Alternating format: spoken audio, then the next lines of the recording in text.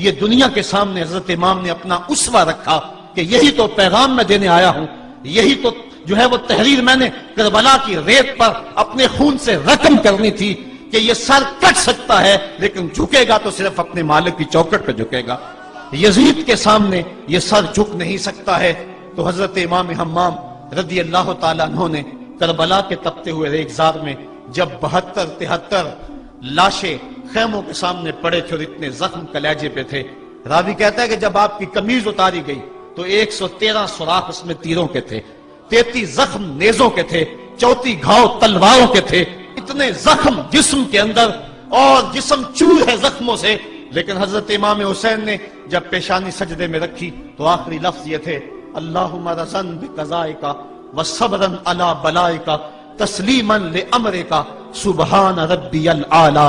مالک تیری تقدیر پہ راضی ہو گیا ہوں، مالک زخم سے پہ بھی میں مسکرا رہا ہوں، مالک تیری طرف سے جو دکھ آئے میں نے ان کو قبول کیا، جے سونا میرے دکھ وچ راضی تے میں سکھ نو چلے ڈاواں، مالک میں سب کچھ قبول کیا، حسین تیری رضا پہ راضی ہے، میرے مالک تو بھی بتا تو بھی حسین پہ راضی ہوا ہے کہ نہیں ہوا ہے۔ آواز آ رہی تھی اس پیاسے پر علی شیر خدا کو ناز ہے، اس نواسے پر محمد مصطفیٰ کو ناز ہے، اوروں نے بھی سجدہ کیا پر اس کا عجب انداز ہے، اس نے وہ سجدہ کیا جس پر خدا کو ناز ہے۔ اے حسین ابن علی تم پر سلام، نازش آل نبی تم پر سلام۔ آج لہجہ بھی دم توڑ رہا ہے اور سورج بھی درد غروب سے زرد ہو رہا ہے، وقت کے دامن میں گنجائش نہیں کہ میں اس مضمون کو چھیڑوں، آؤ ہم سلام کرتے ہیں۔ یہ سورج سامنے چمک رہا ہے، میں یہاں بیٹھا سوچ رہا تھا کہ ہم نے تو نہیں دیکھا، اے سورج دوپہر کا وہ منظر تم نے تو دیکھا تھا جب کربلا میں حسین کا سر کٹا تھا، جب گھر لٹا تھا، جب خیموں کو آگ لگی تھی، جب سکینہ رو رہی تھی اور جب گھوڑا خالی پلٹا تھا اور سکینہ پوچھتی تھی گھوڑے تو خالی آ گیا ہے، حسین کہاں چھوڑ آیا ہے۔ آج یہ سورج یہ چمک چمک کے وہ ہمیں کہانی سنا رہا ہے اور ہمیں پیغام دے رہا ہے کہ نبی کے نام پہ حسین نے تو سر کٹا دیا، آج تم کہتے ہو دین پہ چلنا بڑا مشکل ہے، تم شور ڈال رہے ہو، جن کے لیے مسجدوں میں قالین بچھے ہوئے ہیں، گرم پانی دستیاب ہے اور ان کے لیے مسجدوں میں آسائشیں موجود ہیں، اور پھر بھی وہ کہتے ہیں دین پہ چلنا بڑا مشکل ہے۔ ذرا دیکھو حسین ابن علی کو سجدے میں سر رکھ کے، پیشانی رب کے حضور رکھ کے حسین ابن علی کہہ رہے ہیں مالک میں سر کٹا کے بھی تیرے حضور حاضر ہوں اور تجھ پہ راضی ہوں، تو بھی بتا کہ تو بھی حسین پہ راضی ہے یا نہیں ہے۔ اے حسین ابن علی تم پر سلام، نازش آل نبی تم پر سلام، تم پہ لاکھوں رحمتیں لاکھوں سلام، اے شہیدان محبت کے امام، لالا گوں لالا بدن لالا چمن، اے چمن اندر چمن اندر چمن، زندگی ہی زندگی تیری حیات، اے حیات اندر حیات اندر حیات، افتخار ملت بیضا ہے تو، رب کعبہ کی قسم یکتا ہے تو، فخر کا دل میں دریچہ باز کرنا چاہیے، جن کا تو آقا ہے ان کو ناز کرنا چاہیے۔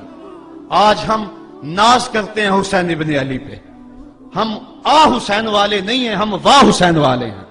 واہ حسین تیری عظمت کو سلام، اتنے زخم کلیجے پہ ہو تو کھڑا نہیں ہوا جاتا، لیکن جبر کے خلاف کتنی قوت سے کھڑا ہے۔ حسین ابن علی نے اپنا نمونہ لوگوں کے سامنے رکھنا تھا۔ تو اقبال کہتا ہے سرخ رو عشق غیور از خون او، شوخی این مصرع از مضمون او۔ یزید مٹ گیا، یزید کا نام مٹ گیا، اس کا تشخص مٹ گیا، حسین کل بھی زندہ تھا، حسین آج بھی زندہ ہے۔ مرتا تو وہ ہے جس کی فکر مر جائے، مرتا تو وہ ہے جس کا نسب العین مر جائے، مرتا تو وہ ہے جس کا مشن ختم ہو جائے۔ حسین کا نسب العین زندہ، حسین کی فکر زندہ، حسین کا مشن زندہ، حسین زندہ، حسین کا نانا بھی زندہ۔ آج بھی ہزاروں کروڑوں اربوں انسان حسین کا نام لے کے جی رہے ہیں۔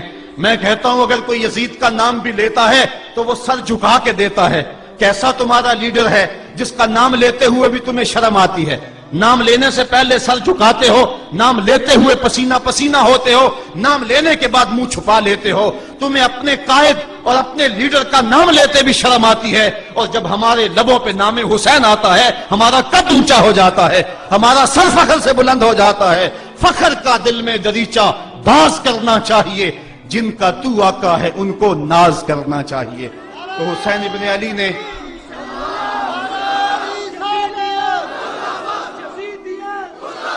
کسی نے کہا تھا کہ یہ دو شہزادوں کی جنگ تھی، تو کسی نے بڑا خوبصورت جواب دیا. اس نے کہا کربلا جنگ تھی اگر دو شہزادوں کی، قلم میں زور ہے تو لکھو حسین ہار گئے، لہجے میں تنتنا ہے تو لکھو حسین ہار گئے، انداز میں زور ہے تو کہو حسین ہار گئے. زمانہ کل بھی کہتا تھا، زمانہ آج بھی کہتا ہے، حسین کل بھی جیتا تھا، حسین آج بھی جیتا ہے. جب حضرت امام حسین رضی اللہ تعالیٰ عنہ کا سر انور کاٹ لیا گیا اور خولی بن یزید نے نیزے کی نوک پہ اس کو رکھا، ویسے رخ سر کا زمین کی طرف سے تھا. کسی نے کیا خوب کہا، باں کے سر نیزے پہ اور سوئے زمین ہے روح، یعنی سجدہ ثانی کی ہے آرزو. رکعت کے دو سجدے ہوتے ہیں، ایک سجدہ ہوا تھا کہ سر انور جدا کر لیا گیا، جب نیزے کی نوک پہ تھا سر تو رخ زمین کی طرف سے تھا. شاعر کہتا ذرا غور سے دیکھو سر حسین کیا کہہ رہا ہے. سر حسین کی پیشانی زمین کی طرف ہے، پیشانی میں دوسرے سجدے کی آرزو مچل رہی ہے.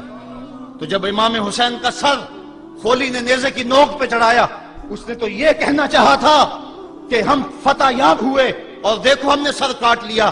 کسی نے کہا ذرا غور سے دیکھو، یہ تو سر کٹ کے بھی سر بلند ہے، یہ سر کٹ گیا پھر بھی سر بلندی نہیں گئی ہے، اس کا بانکپن پھر بھی نہیں گیا ہے.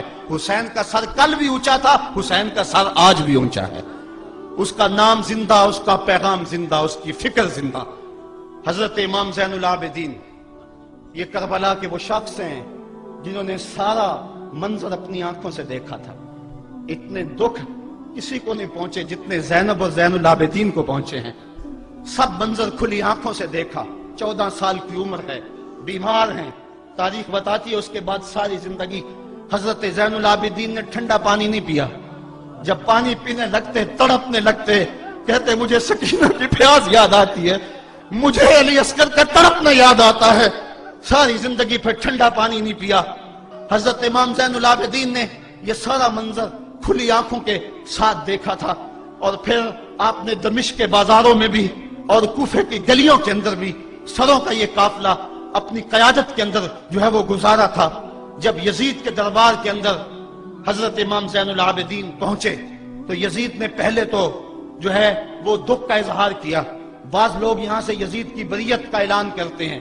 یہاں کسی نے بڑی خوبصورت بات کہی کہ قاتل کی پشیمانی مقتول کی اہمیت کو تو بڑھا سکتی ہے لیکن اس کے دامن سے قتل کے داغ کو نہیں دھو سکتی. تو اس نے یہ سب کچھ کیا، یہ بس اس کے ٹسوے تھے جو وہ بہانے لگا. لیکن بعد میں اس نے حضرت امام حسین رضی اللہ تعالی عنہ کے دانتوں کے اوپر جو ہے وہ چھڑی مارنا شروع کر دی.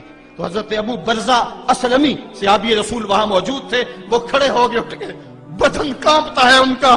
کہنے لگے ظالم ارفع قدیبہ کا، یہاں اپنی چھڑی ہٹا لے. میں نے اپنی ان آنکھوں سے دیکھا ہے کہ کان رسول اللہ صلی اللہ علیہ وسلم یلفمہ، حضور نے ان ہونٹوں کو خود چوما ہے. تو یہ کہہ کہ آپ دربار سے نکل گئے اور روتے تھے اور آپ کے بدن پہ کپ کی بھی تاری